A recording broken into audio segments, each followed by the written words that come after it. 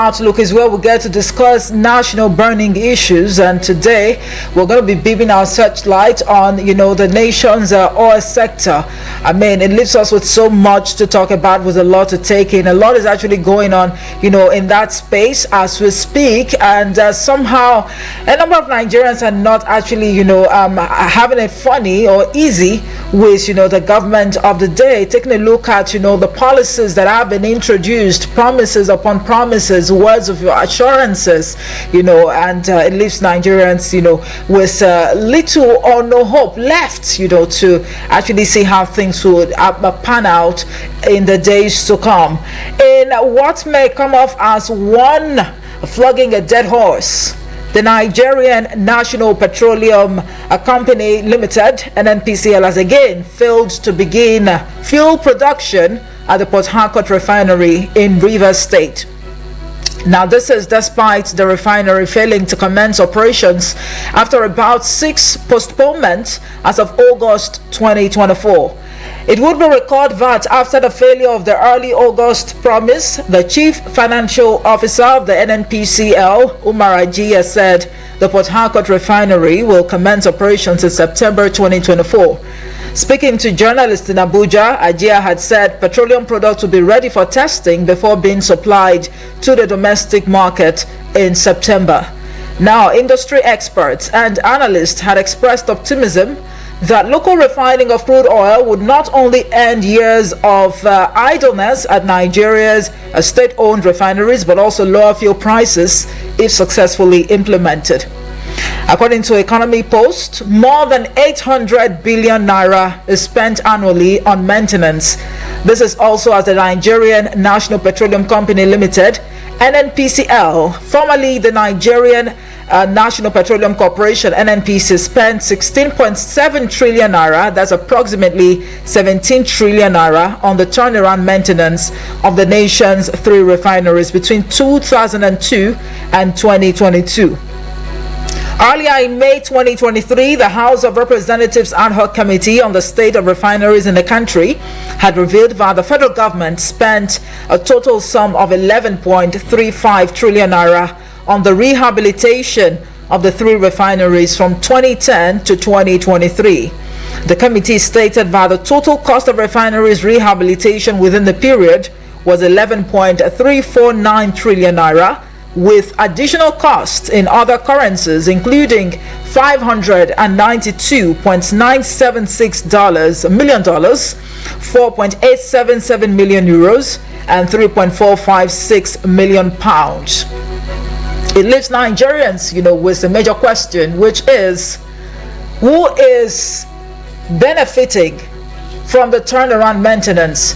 We can actually make the question too, if need be, why are the refineries, the local refineries, why are they not working after, spending so much money to maintain or to rehabilitate these refineries? With the emergence of Dangote refinery, should we now put to rest the conversation around, the local refineries in Nigeria? Can the Dangote refinery alone address the yearnings and aspirations of Nigerians in terms of, producing local production of crude as opposed to, importing it into the country? And we also understand that, the NNPCL had, promised Nigerians, or federal government per se, that starting October, Naira to crude sale will begin. Where are we at the moment? These and more are the questions we're trying to get answers to this morning on Eagles Outlook. Welcome on board, and we'd like you to be a part of a conversation whilst we wait for my guest, who's an economist and development expert, Dr. Aliyu Ilyas. The numbers to call this morning would be 090-8766-8888 or 090-7353-0044. You can send a voice note or a message to the WhatsApp portal on 090-9705-4450. I take that again, 090-9705-4450. That's the WhatsApp portal number. You can drop a voice note or a message. Let's hear from you this morning. what your thoughts are with regards to, the local refineries. I mean, taking a look at, the amount of monies that have been spent, over the years to get these refineries working. Why is it, a bit difficult to get these refineries, to work? What exactly is going on? What are your thoughts? Priorities, are they misplaced? Are you also, amongst those who would rather suggest that these local refineries that have been in a state of, comatose over the years, be sold, and perhaps the monies, be used to set up, new refineries with good leadership, to oversee the affairs, of the refineries going forward? And also, you take a look at the issues of, oil theft in the country. We also understand that there are illegal refineries, in some region. I mean, in the south, for example, there are illegal refineries, refining crude and also, exporting it out of the country. And it also, calls for great concern, as we've been made to understand. Should, the relevant stakeholders within that space, although illegal, be brought to the table, to dialogue, if need be, and also see how perhaps they can also bring in their wealth of experience to see how the local refineries can actually hit the ground running. Because why not? If we have the local refineries, with monies expended over the years to rehabilitate them, and it's beginning to look like a tall order to get these refineries to work, and on the other hand, we have people indulging in illegal refining, perhaps they should be nabbed, questioned, and also made, to share, the wealth of experience as to, the way forward. One would say, what exactly are your thoughts? Whilst we wait for my guest this morning, the studio lines are open. You can call in to share your thoughts.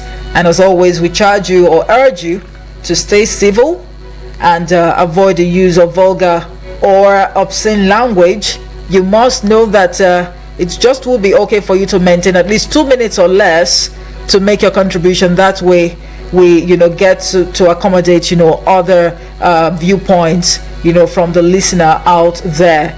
So many questions this morning to get answers to. And you take a look at the price of fuel at the moment. Is there respite or hope for Nigerians that in the days to come we won't have to pay through our nostrils to get the product? And how well has this affected businesses? How well has this affected Nigerians?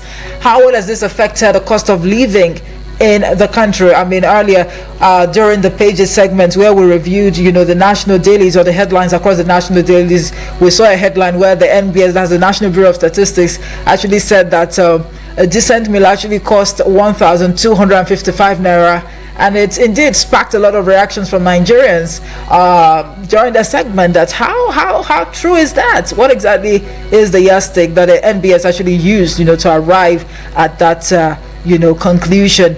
Let's take this call to see. Hello, good morning to you. Good morning, Efe. My name is from Central, calling from Central this morning. Right, go ahead. Yes, thank you so much. The state of our local refinery. Let me state again that having a functional refinery would not maintain the price of fuel back to 100 naira or even 300 naira as many believed. And again, for now, I think I'm not expecting Tinubu to come in less than 2 years to wave the magic wand and give us the functional refinery. If under Obasanjo, if under Yar'Adua, if under Jonathan and under Buhari, we didn't get that, then I think we should stop being delusional and expecting that somebody will come in and just fix it. And listen, I want people to listen to Obasanjo. Obasanjo has been everyone speaking as if they has never governed Nigeria for 8 years and also was head of state for 2 years. He said it himself that Nigeria refinery would never work. And he gave his reasons.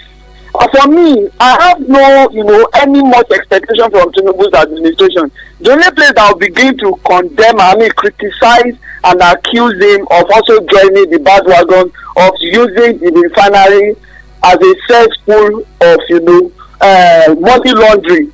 It's when the government of Bola Ahmed Tinubu budget another, turnaround, maintenance, money. So far, all of the budget that we're talking about that for the fixing of our refineries are the ones previously budgeted for by the Buhari's administration. Not one kobo of our money has been expended to the fixing of our refinery under the current Tinubu's administration. Let me ask you, Alamin. So should we keep our fingers crossed and wait for this administration to budget billions of naira yet again for the rehabilitation of same refineries that monies have been expended on over the years? That is what I'm saying, that we will not. I will be the first that will be shouting that the president has also joined the bandwagon to use it as a cesspool for money laundering. That is what we've had, in previous administration. We're hearing hundreds of millions of dollars being budgeted for turnaround. At the end of the day, they're running into billions and billions of dollars. So I will be very disappointed. I think it will be unforgivable if the Tinubu's administration even dare to budget one kobo for the turnaround of any of our refineries. The way to go, I heard that they're already working on privatizing it. That is the way to go. Government should not have any business in it. Privatize it, let private competent companies come and take it over and run it, effectively. Thank you so much. Alamin, thank you. Your line of thought right there. Hello, good morning to you. Good morning, Mr. Good morning. Your name and location, please. Yeah, this is Moses from Silesia. All right, good to have you, Moses. Please go ahead. Yeah, I think the last caller has raised an issue. And do you know why that our refinery will not work? One, we have the mafia who are making merchandise from these oil sector. Okay? These resources, this mineral resources is for you and I know, and other Nigerians. It's not for specific people. It's set of people who marginalize on this area. They have shares. May I ask question, do you have shares in our oil sector? I'm asking you, do you have any share there? Well, I should be asking you if you do. No, if you. I am not having share there. You are not having. Other Nigerians are not having. Because for you to have shares in oil sector, you must be a billionaire. Is that not so? So they are the ones controlling this oil. If really they should go to the grassroots and say, this resource is meant for ordinary Nigerians and the unborn Nigerians. Look at the nation that has crude oil. Look at how they take care of their own citizens. Any moment that the issue of crude our refinery should be put in order, people who are making merchandise out of it. All right. They will never. Thank you very much. Let's leave it here. My guest just walked into the studio, so let's get expert analysis on this. Thank you so much for calling.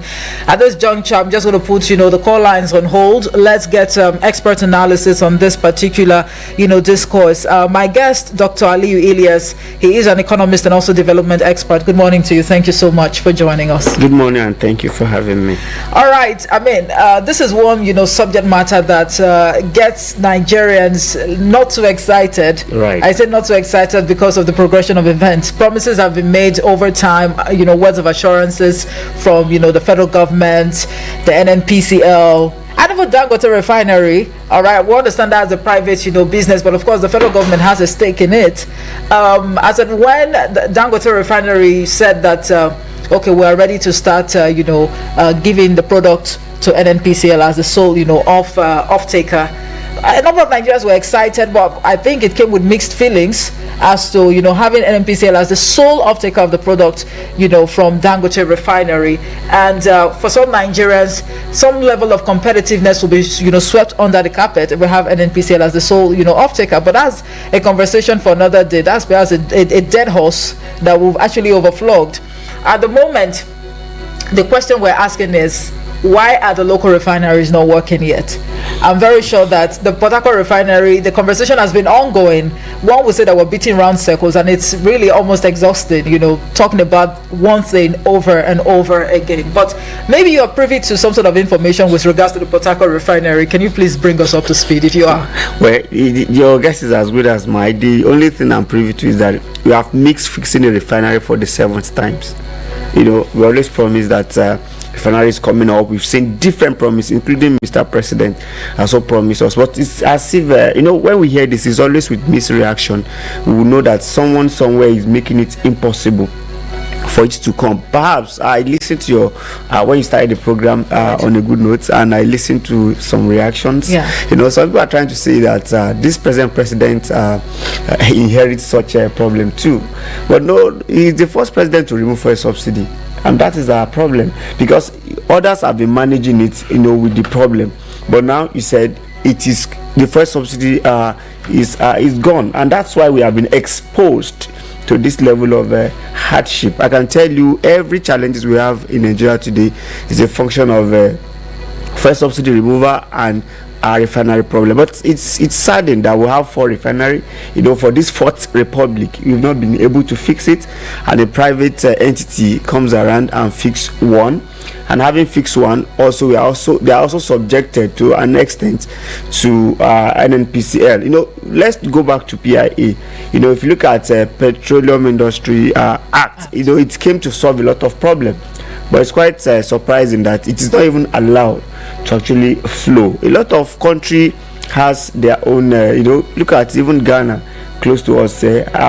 Make sure they fix refinery and other things, but it won't become so difficult that even the National Assembly that are supposed to carry out oversight function have not done what we expect them to do. So it's a serious problem, and going forward, I am beginning to have some fear going forward as well, because now that Dangote refinery is working, we are supposed to have what is called competition. Right. So competition brings about benefit, but now, as it were, it's beginning to look as if there is the monopoly. Sometimes when you are the highest bidder, producer, right, you tend to control everything that happens. So that's why we are buying it at this high price. Someone was telling me today that we might still have to increase it, because it's not a global product. It's a global product, and we are being conditioned to actually subject to that global price. Except we have our own refinery working, we can use it to control a whole lot of things. No doubt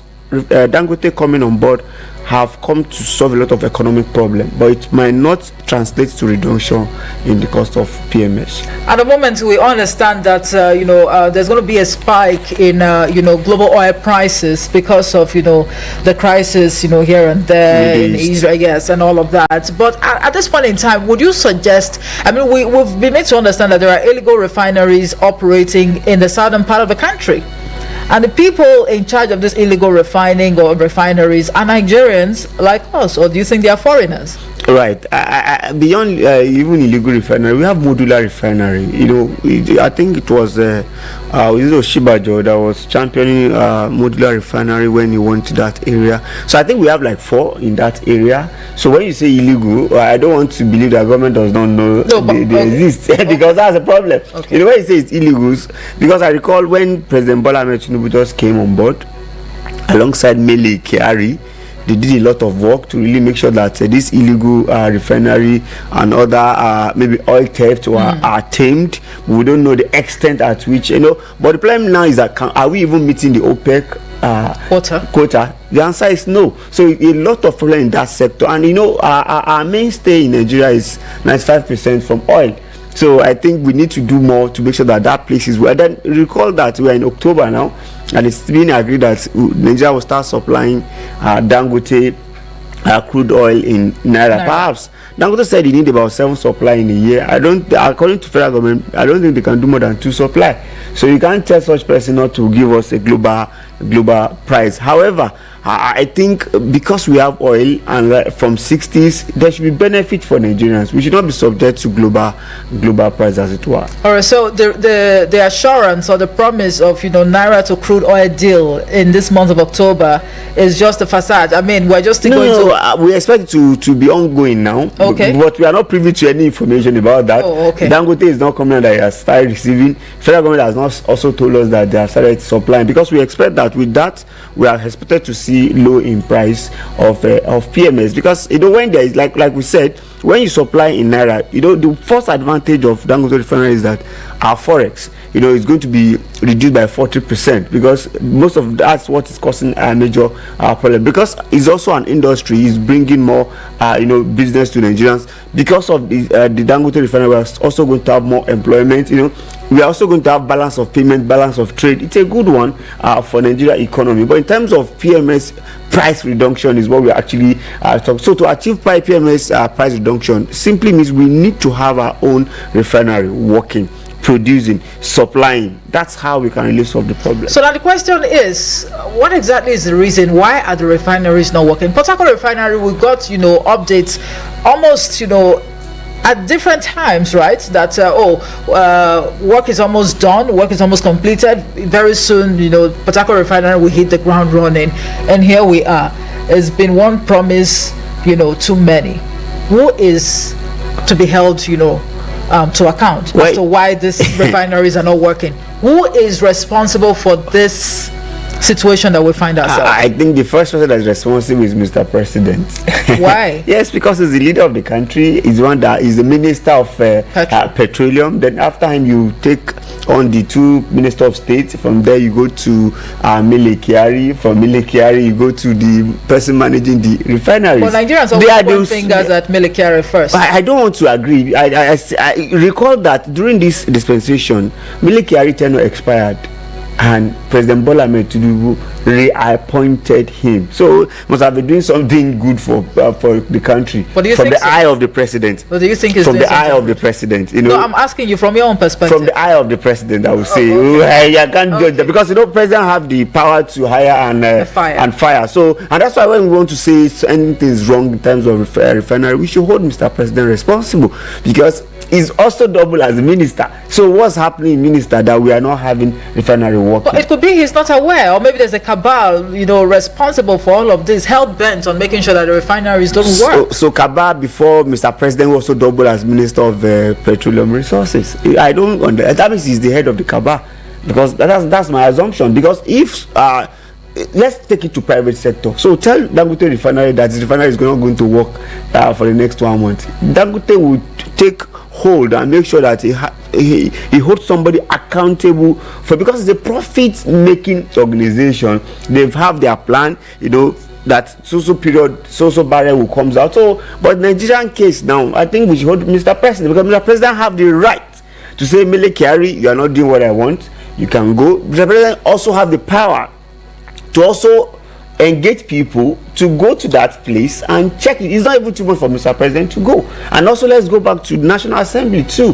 They have their oversight function to make sure that every kobo that we spent on any particular project is actually spent at the right place for the right thing to come out. We've not seen them, a lot of oversight. You can also see an expository messages that came out from Falano, SCN yesterday, concerning people that were hired to actually the refinery works in 2001. So from now to then to now, it's become a serious issue. I think there's serious cabal that is not making that refinery working, and I don't think our leaders are not aware of what is actually going on.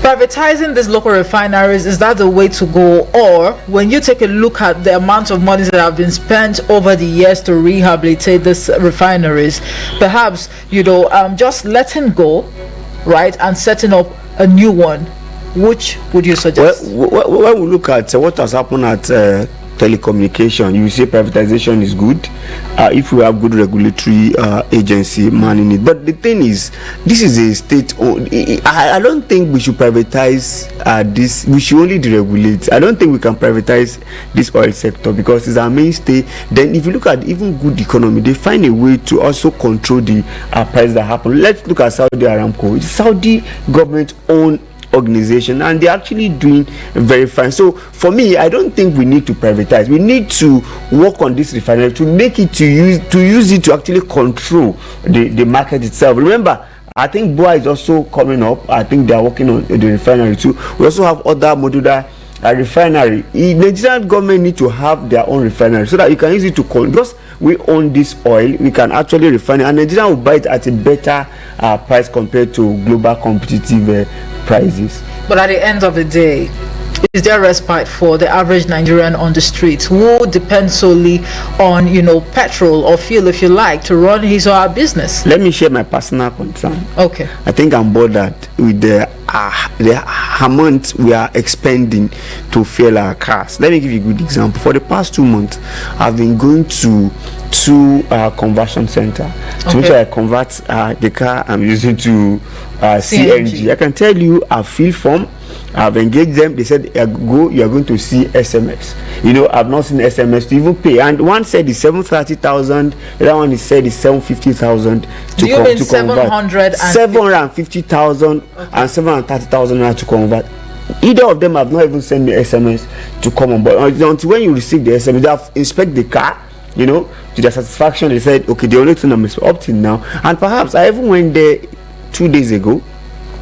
And when I went there, the one at the airport road has been there for long. Do you know they are also experiencing queue to actually get CNG?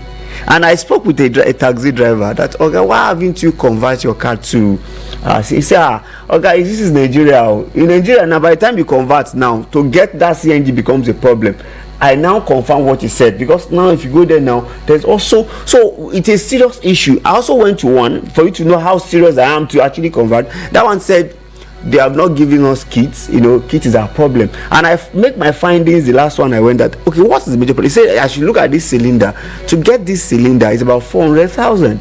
So I wonder why our country cannot unbundle that sector and make those that are producing it to come to Nigeria to produce this cylinder and other kits. We are still importing, I think, from India, and according to what I got from them. So even the one you said you want to convert, you're encouraging us to use, you are still not making it easy for us. And like I said, the major problem is the day president said fuel subsidy is gone without doing what they're supposed to do. So let's now look at it.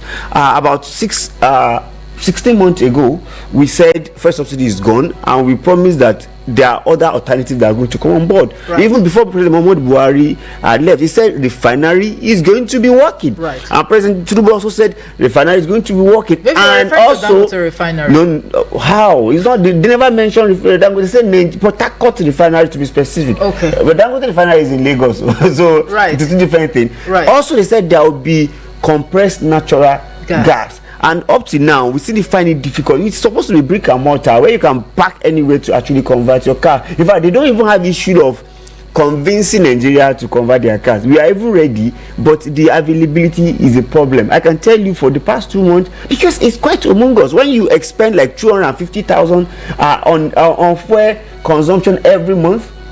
But let me ask, would it be intelligent to say that there is an absence of visionary leaders or leadership, as it were? Because are we actually putting square pegs in round holes, or what exactly is going on? If you have to pay through your nose, 750,000 naira to convert your vehicle to compressed natural gas, how many Nigerians can actually afford that? Well, I think it still borders on leadership and political patronage. Because if not for political patronage, I wonder why somebody will be heading a particular organization and they are not functioning for good 1 year, and the person is still retaining that office comfortably. That's the problem. It's a serious issue. So are you by implication calling for the should I say resignation now of the president from that office as Minister of Petroleum. Well, it has not. There is no difference now. I can tell you, it has not make any difference. I think it's only maybe Jonathan that did not hold that office, or that president have been taking hold of that. But the thing is, does it make any difference? We expect, when you become president and you want to oversee a particular agency directly, that shows that there should be a sign, there should be speedy implementation, there is speedy operationalization of things. But from what we are seeing now, I can tell you it doesn't make any difference. I think president is too busy. Is the head of virtually every agency in Nigeria. So I think for him to now say this one particular, I don't get to understand why he want to be the Minister of Petroleum. Why we don't see any difference. All right, I'll let you hold your thoughts right there, and we'll embark on this quick break to pay some bills. When we come back, the conversation will continue, and hopefully the studio lines will be opened again for you to call in and share your thoughts with us on the topic of discussion. Don't forget, the big question we're asking this morning is, who is benefiting from the turnaround maintenance of our local refineries? Do join us again. My people, the thing where they happen for my area, Do you think I will now find out that you have contract to bring fresh girls? I brought you from the gutters. Who gave you all the connects? MDG, who? Without me, you would have been nobody. But Join Media Coalition and Awareness to Halt Human Trafficking, MICAT, on our Wish I Knew radio drama every Saturday at 10 a.m. Let us join hands and kick human trafficking out of our communities. I Wish I Knew radio drama, brought to you by MICAT in partnership with the National Agency for Prohibition of Trafficking in Persons, NAPTIP, and funded by the Embassy of Denmark in Nigeria.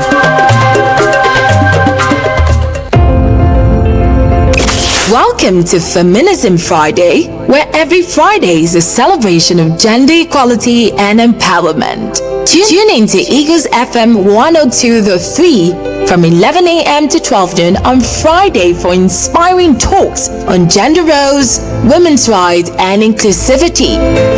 Join us for inspiring conversations, insightful discussions, and the best part is that you get to contribute and be part of the program. The show will spotlight the champions of feminism and offering actionable steps for a just and equitable Nigeria.